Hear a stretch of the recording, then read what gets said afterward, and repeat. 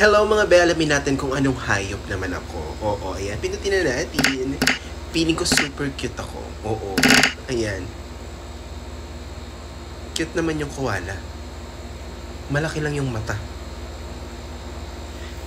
Feeling nitong filter, mata tong salamin. Cute naman yung koala. Ayan, try pa natin isa. Feeling ko kasi talaga cute ako yung pusa. Ayan.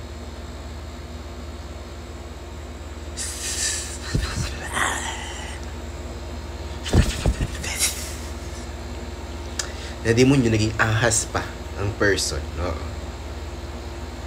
Kumanda kayo, agawin ko lahat sa inyo.